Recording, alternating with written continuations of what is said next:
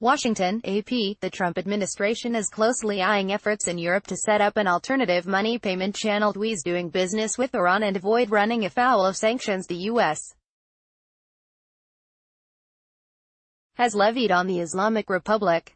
The White House is putting the Europeans on notice, saying that if they try to do an end run around U.S.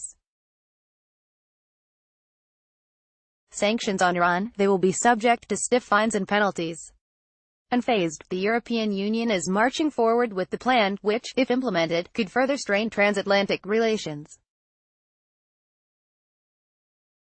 A spokeswoman for EU Foreign Policy Chief Federica Mogherini said preparations for the alternative system were at an advanced stage. "I hope that we can announce the launch very soon," Maja Kocijancic told reporters late last week in Brussels.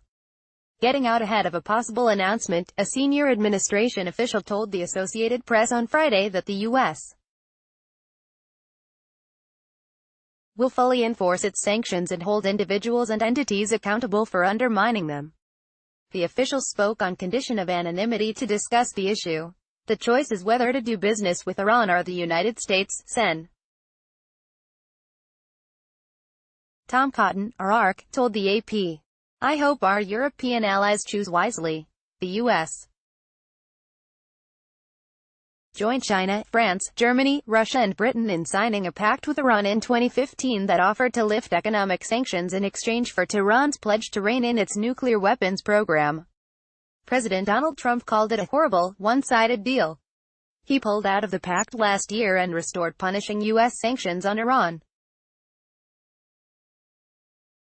Tehran, which denies wanting nuclear weapons, continues to abide by the agreement, and the remaining 5 nations in the pact are trying to keep it intact.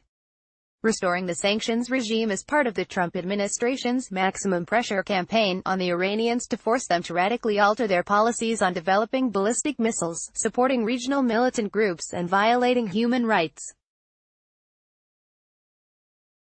The U.S. has many concerns about the alternative payment system, according to an outside Trump administration advisor.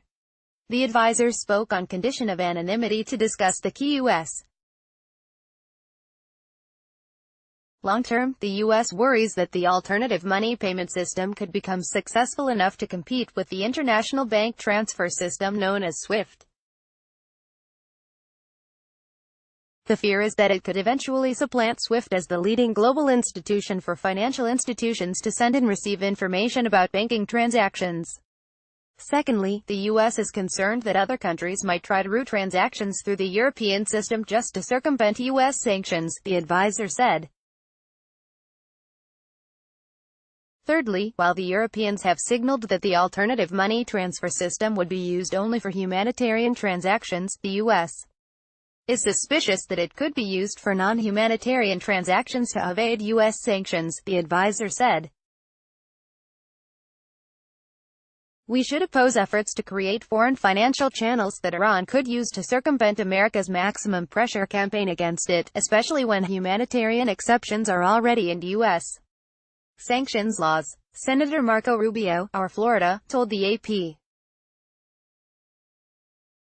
As the administration prepares for the potential fallout from the possible European move, it is pressing ahead with its sanctions campaign against Iran and preparing to co-host with Poland next month a conference that will focus on combating Iranian threats.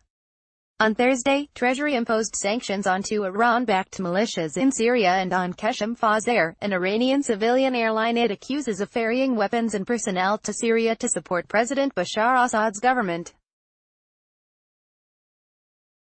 The sanctions block any assets those targeted might have in U.S. jurisdictions and bar Americans from doing business with them. At the same time, the State Department told Congress earlier this month that it would waive some Iranian sanctions to allow U.S. companies to sell spare parts to Iranian airlines, which need them to operate aging, American-built Boeing jets. The waivers raised questions on Capitol Hill because some lawmakers are weighing legislation to specifically target Iran's civilian aviation sector. And Iran hawks outside the administration have expressed concern too. Mark Dubowitz, the chief executive of the Foundation for the Defense of Democracies, said Iran's aviation sector is being used by the Iranian Revolutionary Guard Corps, a branch of the Iranian military that has ties to militant networks, which Iran uses to expand its influence in the region and abroad. What effective controls does the administration have in place to ensure that the aircraft receiving these licensed services are not facilitating Iran's support for these destructive activities? He asked. Contact us at editors@time.com.